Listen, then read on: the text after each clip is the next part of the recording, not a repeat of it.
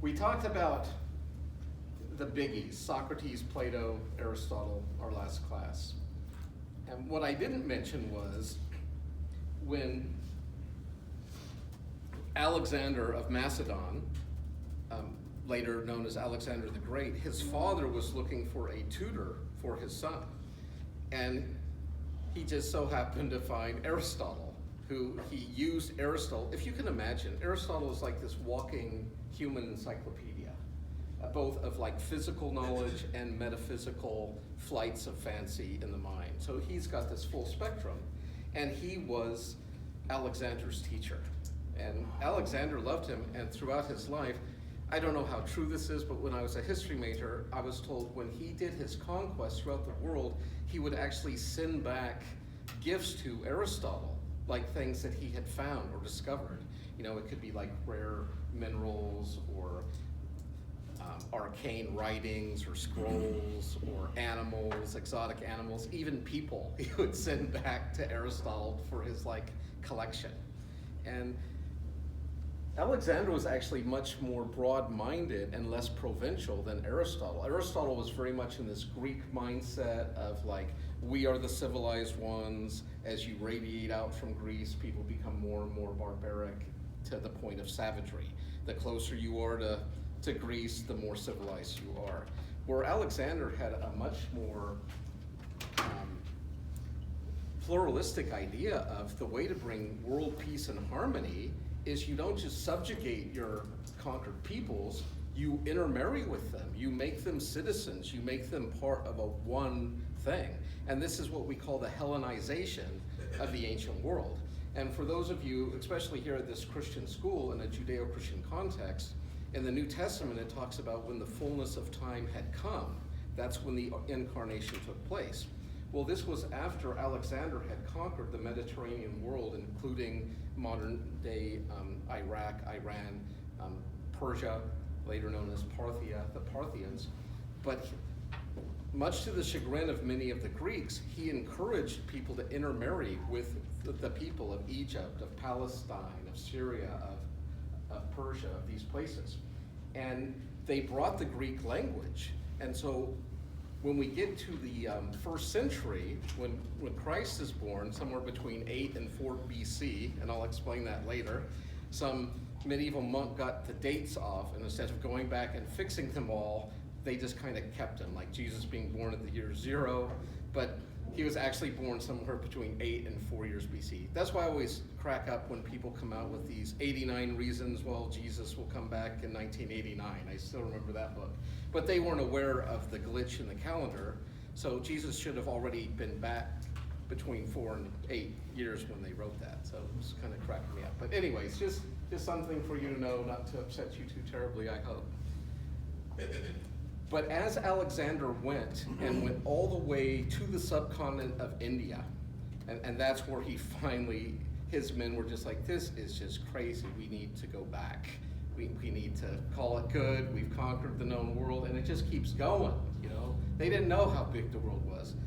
But I think something profound happened when the Greeks hit India, because I think there became this exchange of ideas and concepts.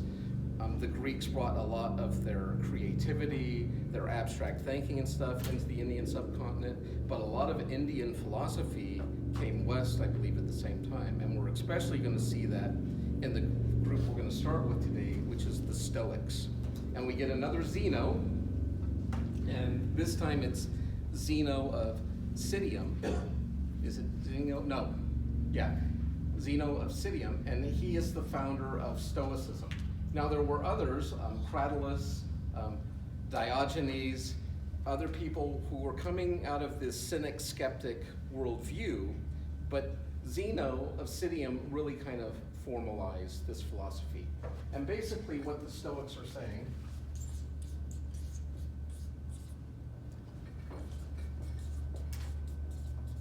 first of all, before I launch into my thing on Stoics, when you hear someone say, oh, that person's so stoic, or what does that mean to you in our modern culture, if someone's being stoic? Like unexpressive? Yes, unexpressive, unemotional.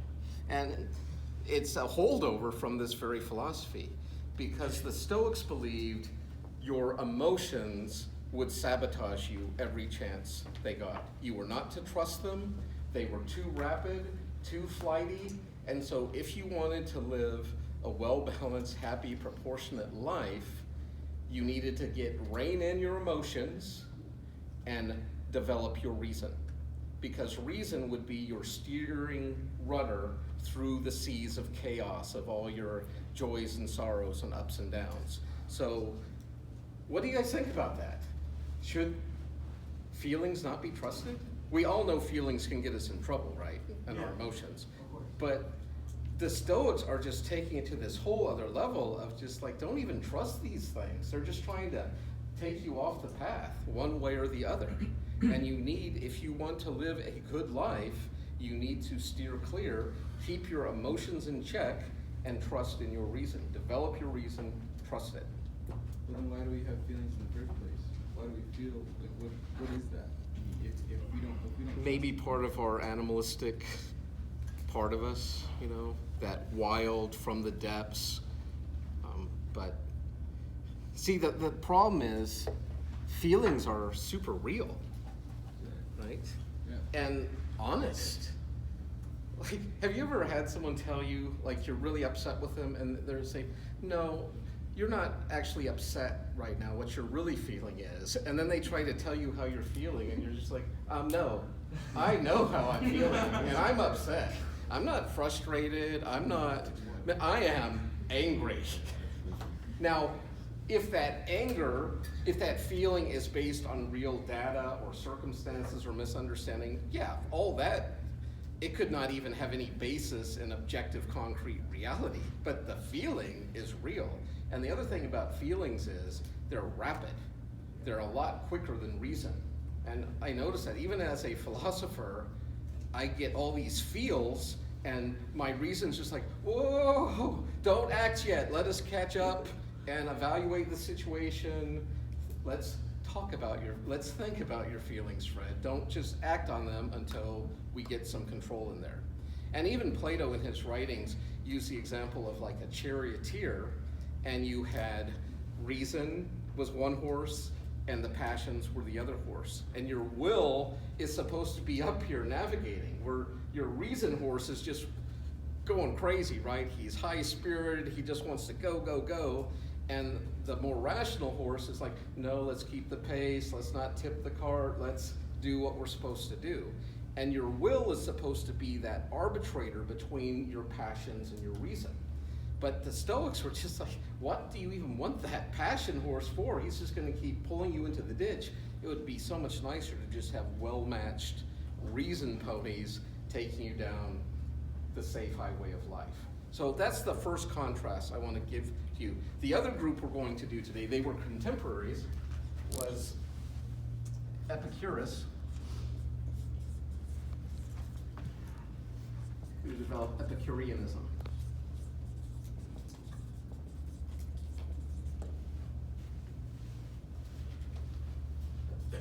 Zeno. The other Zeno, who was he? Parmenides' champion with the paradoxes. He's called Zeno of Stoa. So if you have to pick between two Zenos, Stoa. It's unfortunate because Stoa is where the Stoics get their name from. So it's kind of confusing. So the earlier Zeno of Stoa. But the Stoa was like a porch where they would walk and teach. You know, the students would just kind of follow the teacher around, and he'd be chatting while they're walking back and forth out on this open porch sort of area. Okay, so we're going to contrast these two. Both of these are post-Alexander the Great. The Greeks are empire now. They're not just these little city-states, but they're thinking of themselves more in a global empire way. But with that comes some of this introspection of, well, how should we then live as humans in this world? Epicurus believed the answer to correct living was to live simply, to avoid unnecessary things. And so he broke up values and life. In fact, he's most well known probably for his ethical system, which is called hedonism. Anyone besides Ryan know what hedonism is? Isn't that? One of my personal favorites.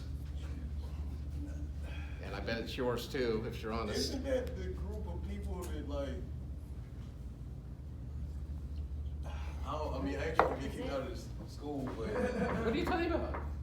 This is a classroom. okay.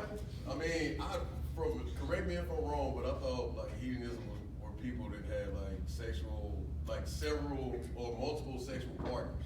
Oh, that's Reformed hedonism. Okay. We're doing Orthodox hedonism. Okay, all right. And so, but, yeah, go ahead. So is it the pleasure and suffering are the only components of well-being? What's that? Pleasure and suffering are the only components of well-being. Okay, that's dry, but accurate. So let me liven it up a little. Pleasure is good, pain is evil. Or the absence of pain is good, the absence of pleasure is bad. So all you have to ask yourself when you're trying to make a moral decision is, will this bring me, Fred Blackburn, pleasure? If so, by all means proceed. But if the answer is no, this will bring you great pain and suffering, stop. Don't do it. Now be honest, how many of you live like that? If it feels good, you do it. If it's causing you pain or duress, you stop doing it. It's pretty simple, okay? It's kind of how we're wired, right? We're encouraged to repeat pleasurable activities, even in our psychology, right? We were talking about those grooves in the mind. Each time you have a pleasurable experience, it like reinforces a pattern.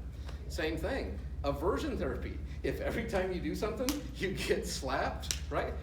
After a while, you'll probably stop doing it because you don't want to get slapped. But if they give you a little Jolly Rancher's hard candy every time, well, you might really begin to reinforce that behavior.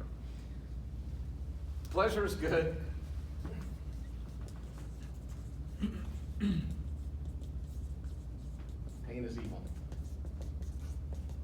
He wrote it in the reverse, but it's easier to remember that way.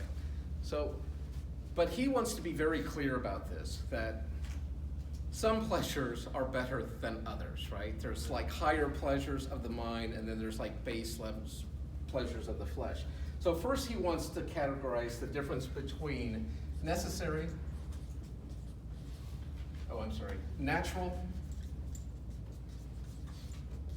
and unnatural pleasures. So natural pleasures could be things like food and drink,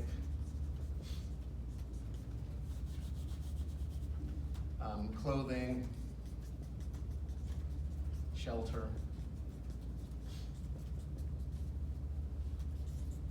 rest, and sex. Those would all be like natural pleasures. They're not artificial. They simply come with being human. This desire for food and drink, clothing, shelter, rest, and sex. If you're looking at like Maslow's hierarchy of needs, these are like basic for survival. To survive, you need basic things. Unnatural pleasures would be things like fast cars, big screen TVs, vacation homes, jet skis, these sorts of things. And what Epicurus is saying is, yeah, those things are fun. They bring maybe a lot of pleasure or happiness to our lives, but think of what it takes to acquire and maintain them. And if you start to do the math, you realize all those things require so much of you that he says, if it's not natural, baby, it's not worth it. No matter how much it stimulates you and gives you those momentary highs, you're gonna have to pay for it through long hours or security systems or whatever. Natural, he then divides into natural necessary and unnecessary pleasures. These three, he would say, are necessary for survival, where sex is not. And you might be saying, Blackburn, I don't know if you're aware of this, but sex is necessary for the perpetuation of the human species. Well, Epicurus' retort to that was, don't worry. There's plenty of miserable people out there who are willing to have children, where if you want to be happy and enlightened, don't. Don't have sex, because we have learned where children come from, right? 15 minutes of pleasure could produce a lifetime of responsibility, right? So he's just saying, do the math. Yes, no one's denying that sex is pleasurable, but it usually involves another person, which now means not only do you have to take care of all your basic needs, you now have to take care of the needs of the other and any offspring that are produced, etc. And so he's just saying, think about it. Is that really worth it? And his conclusion is no. And even with the natural necessary pleasures, he's like, keep it simple. Keep it moderate. If you just ate beans and rice, how many hours a week would you have to work in our culture, make a minimum wage? For beans and rice? Like about 3 or 4 hours? You got like a sack full of beans and a sack full of bag of rice? No, how many hours would you have to work to buy that much beans and rice to live a week? I live a week, like 3 or 4. 3 or 4 hours? No, yeah. Really? They're really cheap. Yeah. Yeah, I mean, I guess I make more than you guys. I would have to work less than an hour a week to buy not just beans and rice enough for me, but for my friends, family, etc. You can buy a heck of a lot of beans and rice for $15, right? Or whatever minimum wage is in California these days. Okay. And I mean, you could even splurge, right, and get a little rice, maybe some hot sauce, maybe on special occasions a vegetable or two to go with it, right? But he's saying, if you have fancy taste, if you crave prime cuts of meat, if you have to have the Kobe from Japan, beef, right? If you like the rich cream sauces, I'm a huge fan of like fettuccine Alfredo. Woo! But what I have learned in life is there is a cost to that pleasure. Because I didn't even know what heartburn was till fettuccine Alfredo. And so if I eat it now, I have to consciously think when I'm at the halfway point, you can keep satiating yourself with this pleasure, each bite of that creamy goodness, but you're gonna wake up at 3 o'clock in the morning, writhing in agony in your bed from acid reflux and heartburn and all that. So what's it gonna be, Blackburn? And I am learning from Epicurus, stop at the halfway point, save that for another meal, cut my pleasure on the front end so I'm not having to deal with more pain on the back end. Okay, so that's this navigation. Same thing, clothes.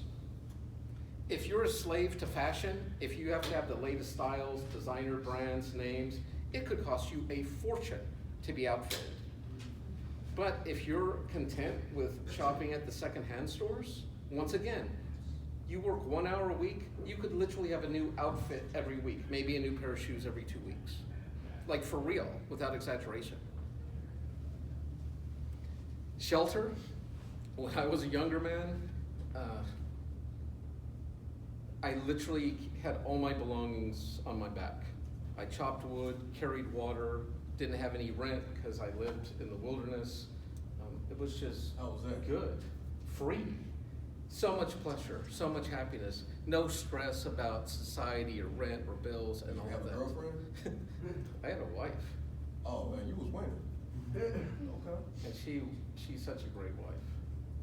She's always happy to see me when I'm there, but doesn't worry about me when I'm gone. Okay. Is this a real person?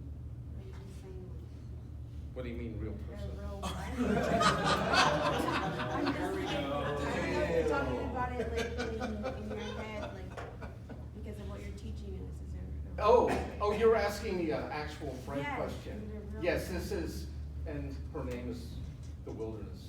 Oh, see, I told you. And she's always been faithful and true to me. Oh, I love her so. I'm gonna go see her shortly. Anyways, enough about me. Back I to, was talking about a human being. no, you were talking about a wife. No, I said, You I asked me didn't if say I you had had a a wife. girlfriend, you said a wife. Oh, I'm the one that said wife. Yeah, I Okay, never said up- wife. I up the ante. Yeah, she's much more than a girlfriend to me. Oh, hey man, look. that I'm was- committed, this is for life. I'm not looking for another. Okay, anyways, back to shelter. You could buy a 10 by 12 tarp and 50 feet of parachute cord, get yourself a good sleeping bag, and that's all you need in Southern California, like for real. I mean, so we're talking $250 to $500. You could outfit yourself. I bet a lot of you pay more for that for a room every month, right? Over and over. Right now, I live in a house over on Rattlesnake Mountain. I don't even live at the top of the mountain, but I'm kind of high up on the mountain. But it takes half my income to have a roof over my head here in San Diego, even in East County. So I literally have to get up early, work throughout the day. Sometimes I don't get home till after dark to support a house that I'm living in. And it's just madness. They're not even there half the time. Right, I can't, because I have to be working to support it. Where when it was just me and my tarp, I didn't have to work nowhere, no how. I was good, I was paid for, clear, no mortgage, had my tarp. So this is what Epicurus is saying, is keep it simple in food, in taste, in desires, and then you will have time to do the greatest pleasure of them all, which is kind of like rest, but not quite, and he called it repose. And repose is where you're simply being, and you're thinking and contemplating about life, and you come up with great theories like this, right? Most people don't have time to come up with theories like this because they're working their butt off trying to pay for that roof over their head and to feed all those mouths and children and make their wives or husbands happy and all that, and he's just sitting on the edge of town in his little lean-to, making baskets and thinking deep thoughts. Good stuff. Now you might be saying, well, that actually sounds like a really disciplined, almost ascetic life, Blackburn. In fact, I don't know if this is true, but I heard Epicurus actually died of malnutrition. Like he overshot the simplicity. So be careful, don't overdo it, but you get the point. Don't be excessive. Keep it moderate, keep it simple. These people are also incredibly self-disciplined, and so it doesn't seem like a contrast. When it became a contrast was when Rome conquered Greece. These were the two leading philosophies at the time, and the Romans actually embraced both of them, but they also altered them. With Epicurus, and this is the one you mentioned, I think, the Reformed Epicurean, the Roman version is eat, drink, and be merry.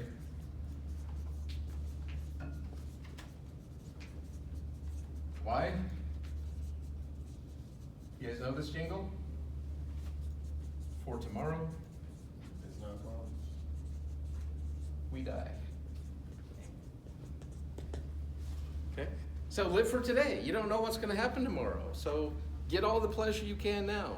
If a little pleasure's good, a lot of pleasure's got to be great. So they just got rid of the whole moderation, simplicity thing, and they're just like, go for it. And to the point of great excess. And so normally when we hear hedonism or Epicureanism today, we're thinking of this Roman version. We're not thinking about the Orthodox Epicurus version, which was very ascetic, very almost living like a hermit monk, out at the edge of town. But the revised Epicureanism was rich sauces, great cuts of meat, comfortable clothes, housing, all that sort of stuff. Basically, this version, it's so much like part of our society. These are people that work, they have jobs, they go to work, they might hate what they do, but they are literally living for the weekend. They are depriving their souls of good during the week so that they can just let their hair down and make the pain go away during the weekends, whether that's through sex, drugs, rock and roll, whatever, Netflix binging, whatever. They just want to make the pain go away. And you see a lot of drug use, a lot of addiction, whether that's sex or alcohol, prescription drugs. We have a highly medicated society to deal with pain. The Stoics are saying, no, we need to live disciplined lives. Not all this what feels good, do it, but we do it because it's right, whether it feels good or not. So this is where we start to get the contrast. So these people are about duty, self-control. discipline, honor, etc. Very strong sets of morals and ethics. And if you ever saw the movie Gladiator with Russell Crowe, Yeah. and Marcus Aurelius was the emperor, he was the first philosopher king emperor, at least on that scale. And he was trying to apply these Stoic philosophies into his reign. Not get all worked up about the Germanic tribes, but you simply do your job. If it means dying in battle, you're going to die like a man. You're going to do it with honor and integrity, doing what's right. You're not going to let your emotions get carried away with you. You're not going to be enticed by the pleasures of wine, women, and song. You are going to stand firm, sober, and do what's right, regardless of the consequences. And so these are our contrasts. It's also interesting in the New Testament, in Acts 17, Paul enters Athens and he goes to this place called Mars Hill. And it's just full of idols. There's like an idol to everyone you can think of. In fact, so much so, the Greeks even have an idol to the unknown God, just in case they miss someone. And Paul's actually mocking them.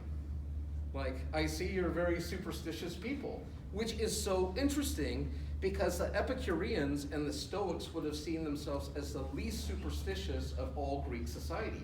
They're not worshiping Athena like she's an actual deity. They're beyond that, right? They see themselves as these elite intellectuals, and here you got this Christian Jew cult guy making fun of you and your God worship. Epicurus was one of those materialists.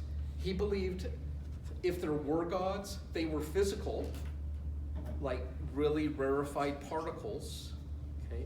So, and sure, you have a soul, but it's a material substance. It's like vapor inside of you. And if it makes you feel good and makes you happy to pray to the gods and lets you sleep at night, do it. But there's no fear of death or Hades or punishment, or because when you die, your particles in your body are just going to scatter back into the earth from whence they came. And there's not going to be any torment or punishment for the body because it doesn't exist. So you're born, you live, you die. That's it. So make your life as pleasurable and happy as possible. Don't worry about the afterlife. The Stoics, on the other hand, believed in reincarnation. They believed, like Heraclitus and others, about this or the Pythagoreans, the transmigration of the soul. And once again, I believe this is part of that India connection, where they would have come into touch with Eastern philosophy, certain Veda, or what would come under the Hindu umbrella of thinking, of this idea. And they also believed in the fatherhood of God,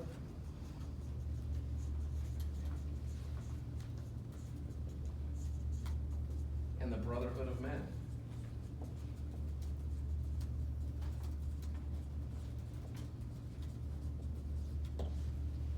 And their idea of God, do you remember back to Heraclitus's cosmic egg I was telling you about, that blows up, and then out of this swirls the cosmos as we know it,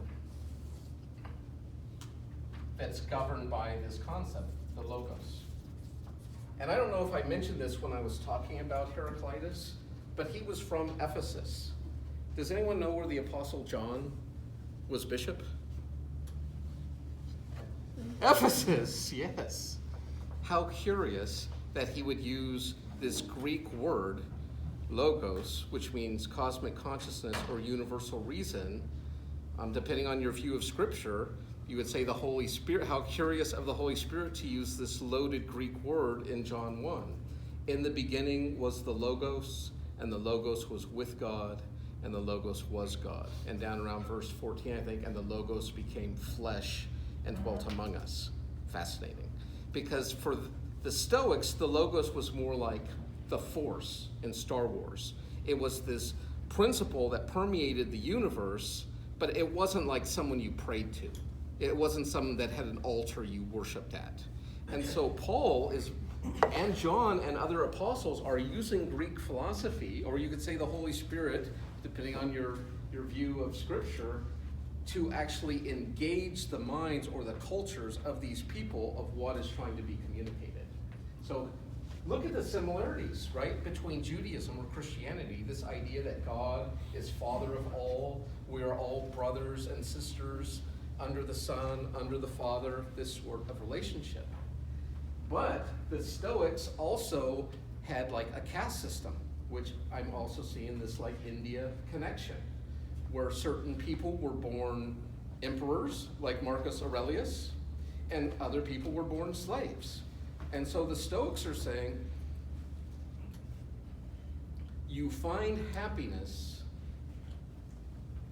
by being content where you have been placed, because you have been placed there for a reason. And if it has anything to do with Hinduism, it's based on your last life's performance. That's why you're where you're at today. And you're working out, they didn't use the terms karma and dharma, but it's the same concept. You're working out why you're here now. And until you fulfill your purpose or meaning in life, you're never going to be happy. You guys, any of you read Mark Twain's book, The Prince and the Pauper? It's really kind of conveys this well. So you have this prince up at the palace, and he's looking down, and there's this street urchin who's free, doesn't have any appointments, can wear whatever he wants, can sleep wherever he wants, doesn't have to have a bodyguard or chauffeur, and he's just thinking, man, what I would give to have that life.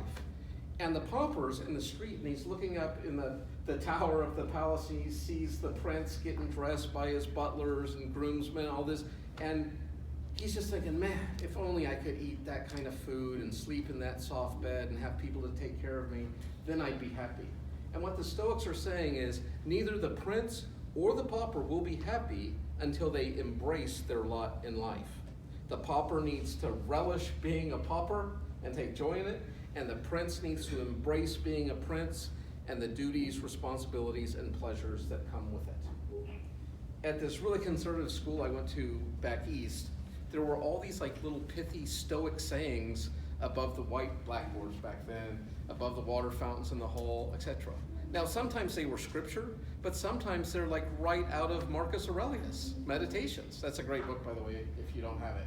Marcus Aurelius Meditations. Just lots of pithy little wise sayings. And it usually has to do with reason over the emotions, or duty over pleasure, or those sorts of things. But I'll never forget this one. It said, it was above the blackboard, it said, you do not find happiness by searching for it. You stumble upon it on the road of duty. Yes. Okay. So super interesting. But you can see why Paul on Mars Hill would have such an interesting effect on those people. Because as he's speaking about Jesus and the gospel and the Christian virtues, fatherhood of God, brotherhood of man, self-control, discipline, honor, contrasting it with these wine, women, and song crowd, living for the weekend people, the Stoics are probably just thinking, yeah, tell us more, tell us more. And these people are just like, yeah, well, but see, Paul's trying to say, don't you understand? Kind of like in ethics we talked about, John Piper actually, I think in one of his books, has a chapter called Christian Hedonism. And his thinking is, if pleasure is the highest good, we should ask ourselves as humans, what could give us the most and longest lasting pleasure? And his conclusion is God. So even if you are a hedonist, it makes logical sense that you should be finding your pleasure in the one who can give it more than any other being. Very interesting twist on hedonism. But they did not believe in the resurrection of the dead. And if you're familiar with that passage, when Paul gets to the resurrection of the dead, he tells them, I'm going to tell you about who this God is from the unknown altar, the creator of heavens and earth, right? In whom we live and move and have our being, who is the Father of all. So the Stoics are tracking. These people are like, yeah, fanatic, tell us more. But when he gets to the resurrection of the dead, these people tap out. And I think some of these people are like, we want to hear more about this. Because they had transmigration of the soul. They had a force. They didn't, Paul is now introducing a person in Christ. This is who your philosophers were talking about. I have a name for you. I have a person. I have an incarnation. Here's a little warning though. What I find among many Christians is they're actually Stoics. But see, they look like mature Christians because they have duty, self-control, discipline, they don't get all emotional, they don't let their feelings dictate to them. So they look like these very mature spiritual people. But in reality, they simply could be very adept Stoics. This is also kind of a temperament thing, I think.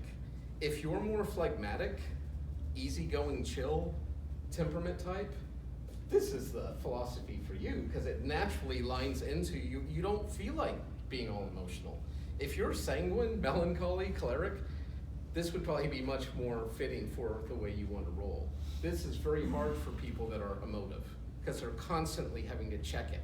If you're naturally not given to your emotions, this is just like, yeah, doesn't everyone know not to trust your emotions? That's like a basic 101 of life. Any questions, contrasts on these guys? Why can't you just use both and and just like live with both? Because we're not to postmodernism yet.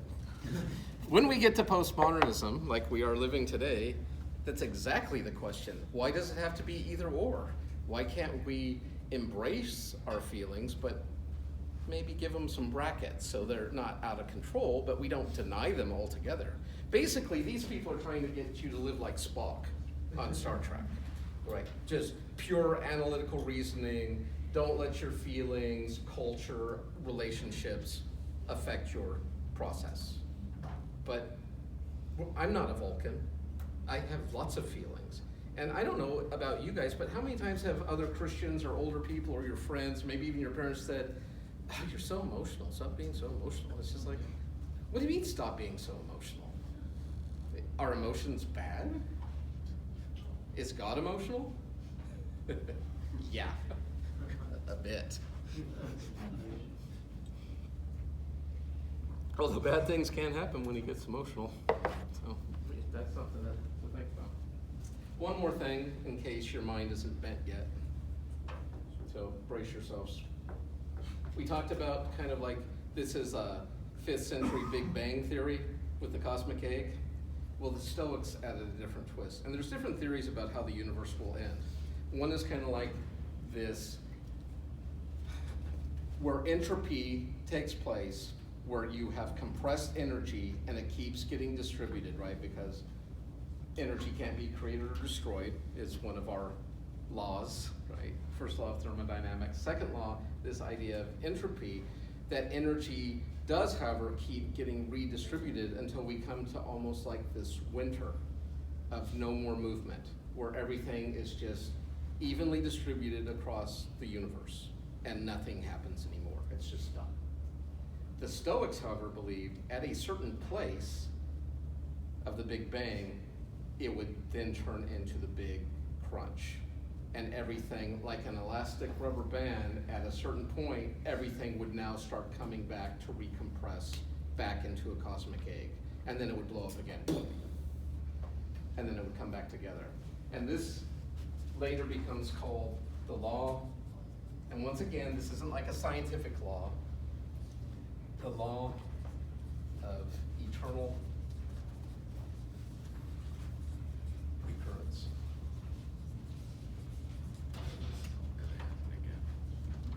Someone's got to get on some sci-fi on this. Could you imagine coming up with a world where all the laws of physics are reversed, where you actually would have to expend, the more energy you expend, the more you would gain? Because everything would be going this way, compressing, not expanding. So all our things of propulsion, motion, all that would change if the laws of physics reverse themselves. I personally think this is what black holes are doing. I think they're recompressing the universe. So we have the universe expanding, but within it, we have it being sucked back into itself, recompressing. Fascinating. But it's not just like one, there's, who knows, countless black holes, right, of various shapes and sizes. So very interesting model. We'll get more into that later. What this means is, if this is true, it means you've all been here before. And let me explain why. If there's an infinite amount of time but a finite amount of matter. Let's just take this room as a microcosm.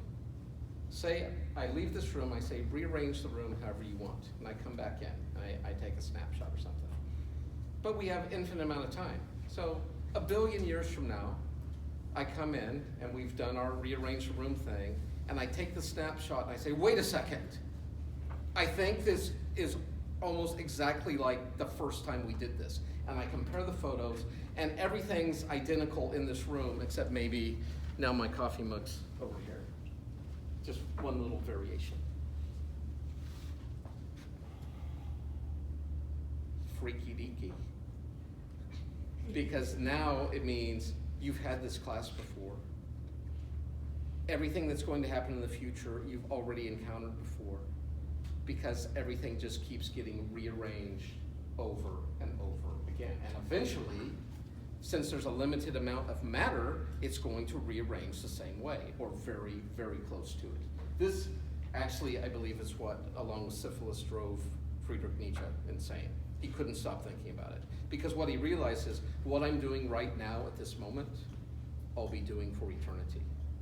And are you willing, I am, but are you willing for what's happening right now to happen over and over and over and over again? What a great question.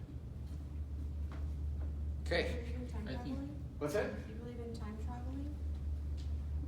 It's called drinking. I'm time traveling right now. We're all time traveling. You mean backwards? I don't know about going backwards. For me. We talked about God in time, didn't we? A little bit? Yeah. Like bracketed, like our timeline is linear, but God is an eternal now. So he's not really moving back and forth in time, he simply is everywhere, present, past, present, future. Where we're on a linear timeline, at least in our conscious awareness, so we see things progressing. Could we go backwards? In that film I showed you, What the Bleep Do You Know, they implied that there's nothing in physics that say we shouldn't be able to go backwards as well as forward, or that things we do now, why can't, we know that it will affect our future, but why aren't things we're doing now affect our past? Well, if you believe in eternal recurrence, what you are doing now will affect your past, because you're going to move both ways. Fascinating.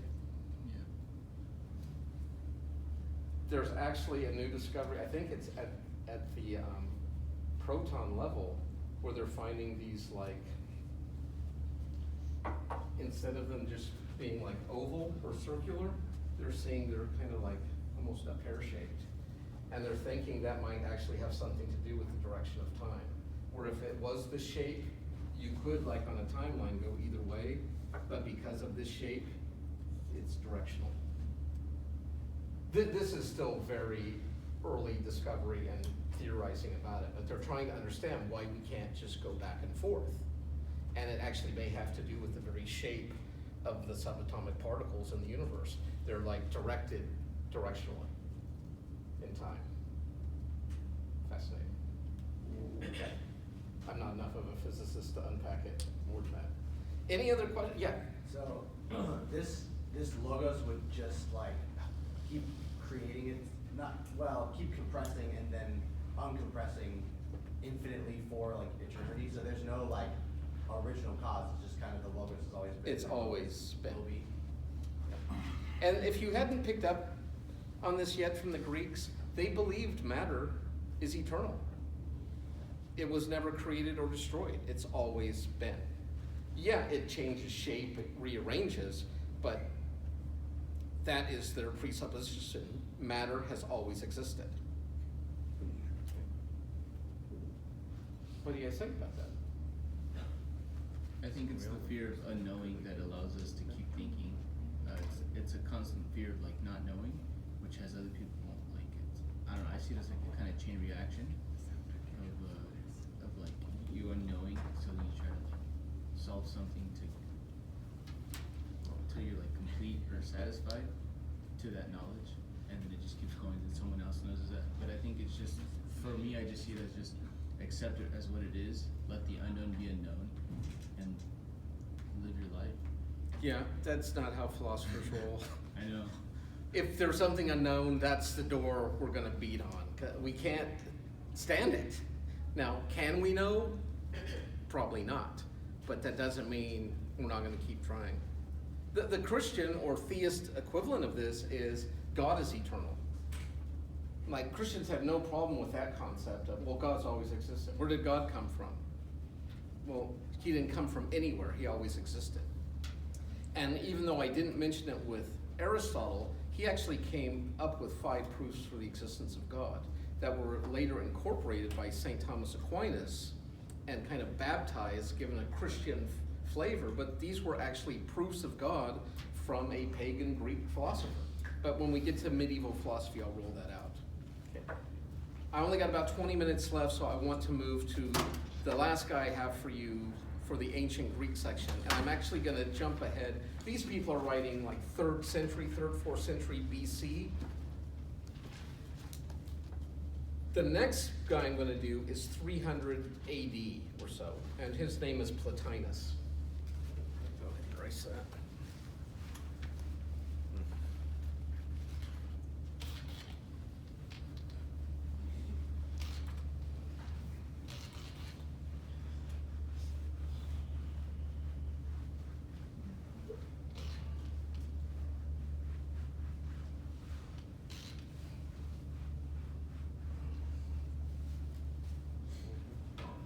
Now remember, in between those guys and Plotinus, we have the advent of Christ, the rise of Christianity. There's also like tons of like mystery cults and religions happening in the Roman Empire, which I really wanted to unpack for you today, but I'm not gonna have time. So we'll pick up, I'm gonna jump ahead and do Plotinus, but then we'll talk about what was going on in between the Epicurean Stoics and the Neoplatonists. I always thought Neoplatonism was a type of ice cream, but it's not. It's a philosophical system. And so this guy's name is Plotinus. Christianity is already sweeping the Roman Empire, having a huge impact. And eventually we get to this point where the Greek philosophers are under fire from Christians as they gain in power, prestige, political authority. And Plotinus is actually giving like an intellectual alternative to the systematic theology of like Paul or other New Testament or 1st century church fathers. He's trying to show a pagan version of the good life, how things work, how we should live, our place in the universe.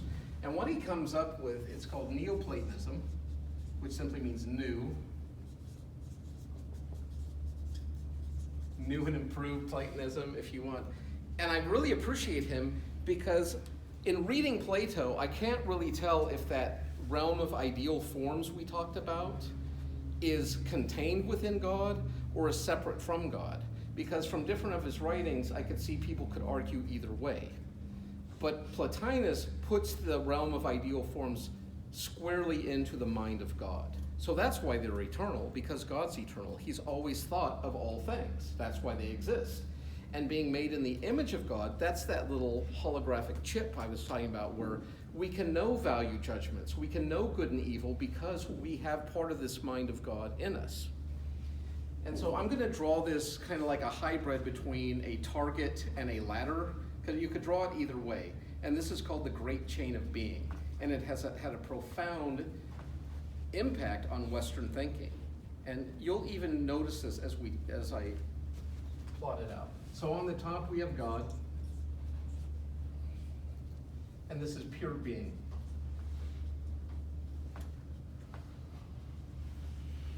And this is the third part of the title of the book, Emanations.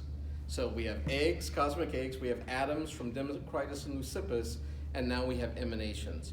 So Plotinus is saying God is kind of like this fire or pure light, pure being, and just like if you have like a wood burning stove or a wall heater, the closer you are to it, the more heat and light, the further away you move, the colder and darker it gets. So that's how he sees God, the source of all light, heat, life. Those closest to God have more light, heat, and life. those further away have less reality, less being, all the way till you get to the point of non-being or nothingness.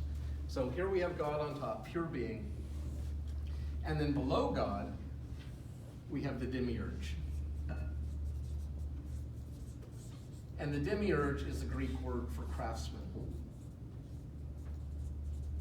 So all those ideal forms are here in the mind of God, like the Platonic ideal forms.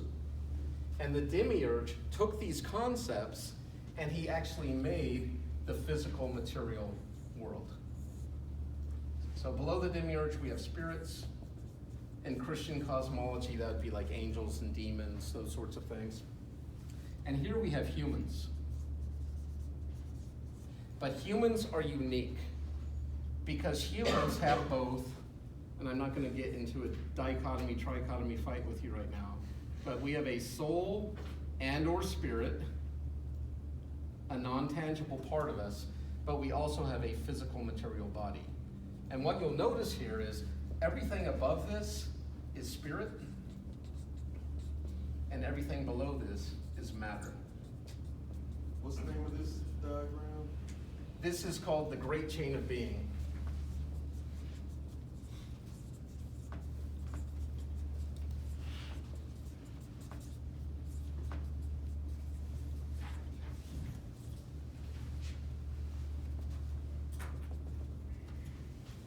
Below humans, we have animals. Below animals, we have plants. Below plants, we have minerals. And then we have non-being or nothing.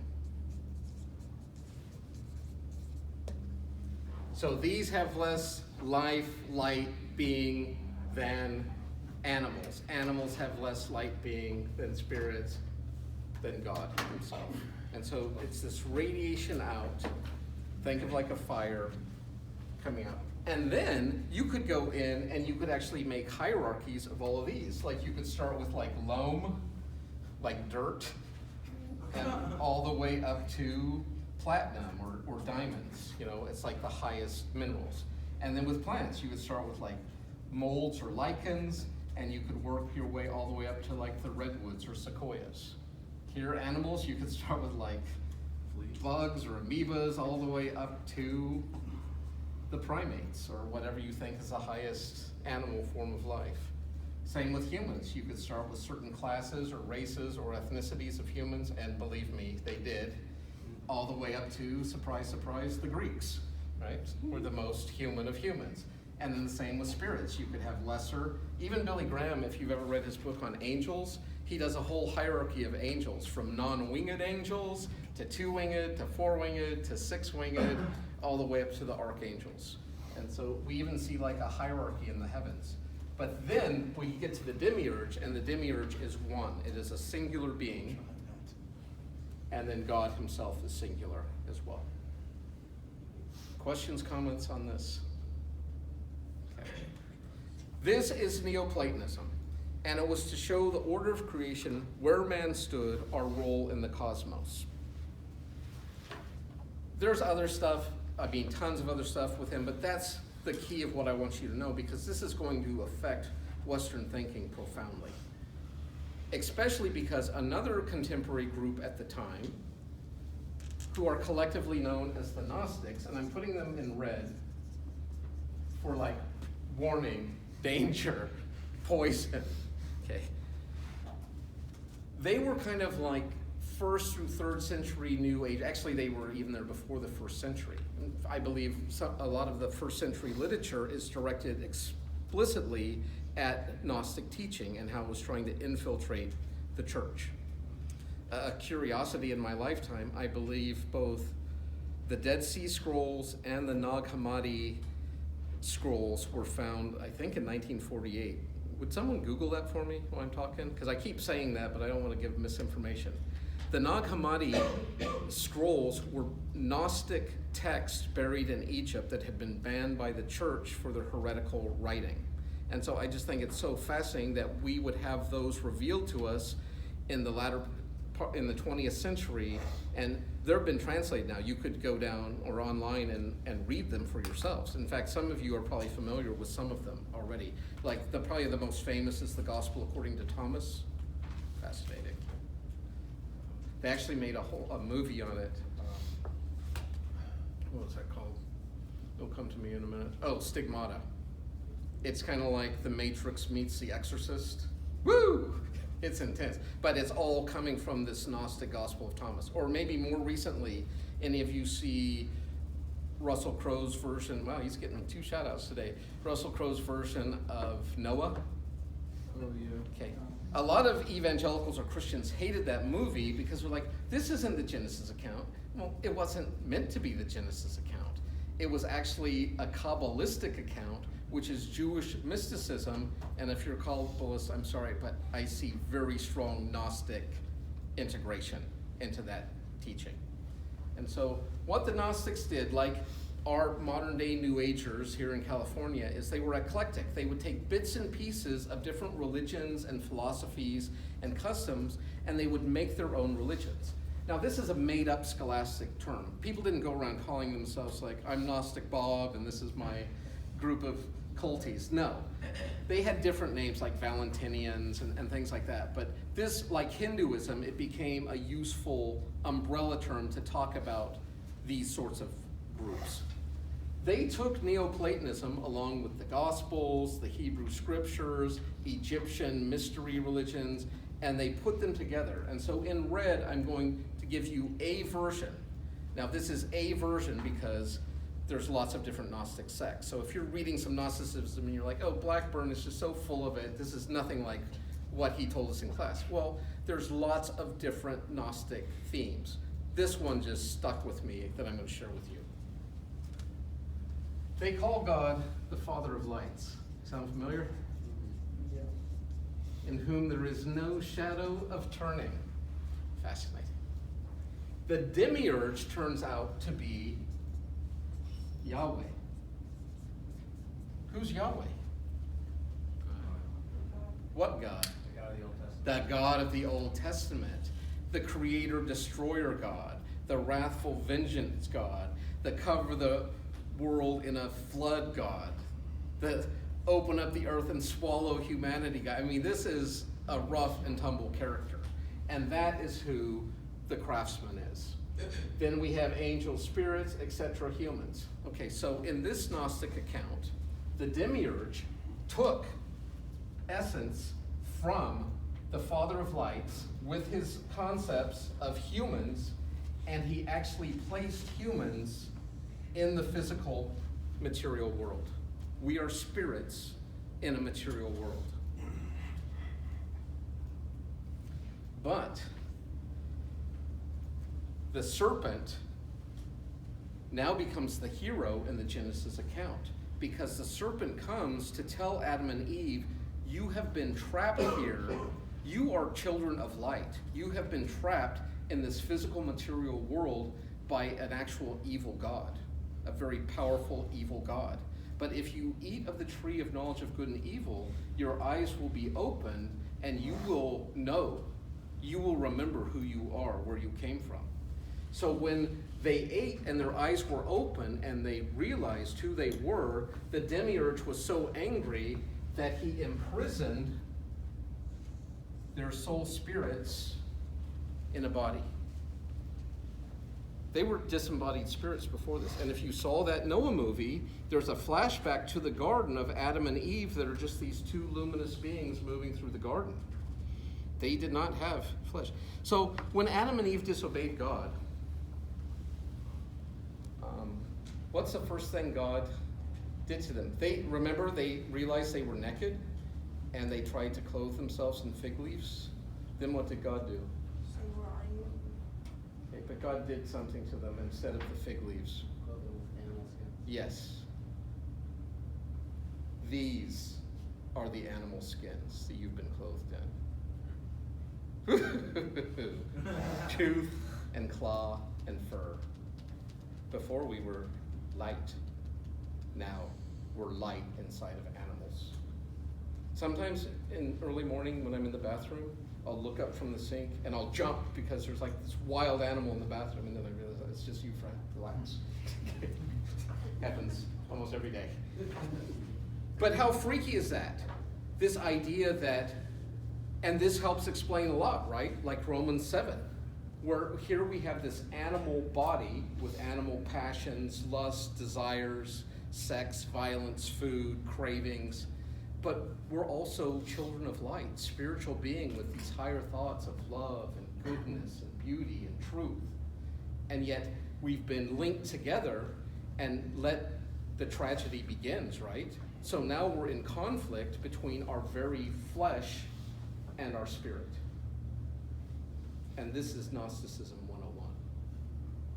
But how many Christians think like that? That is not Christianity. That is not the Bible, and that is not what Romans 1 is about. At least I sure hope not. But you could see how easily it would be to take that reading from Romans 1.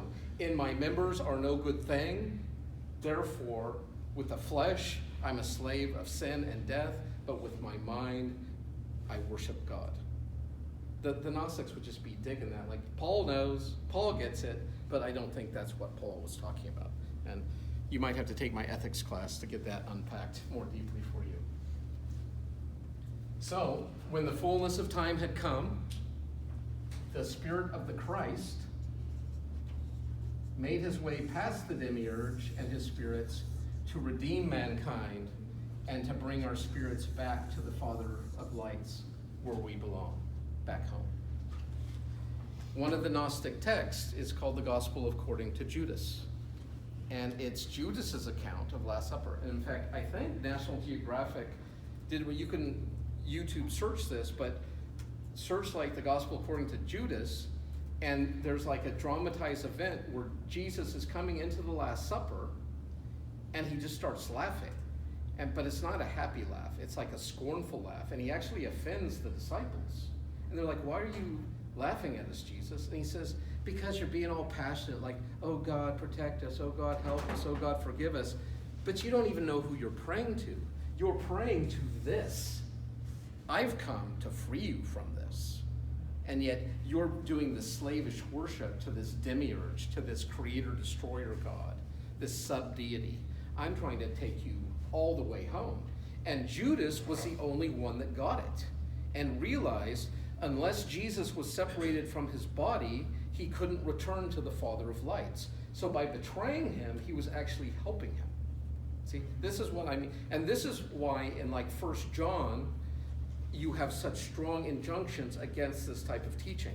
Because this is where we get many of the early Christological heresies of the first century.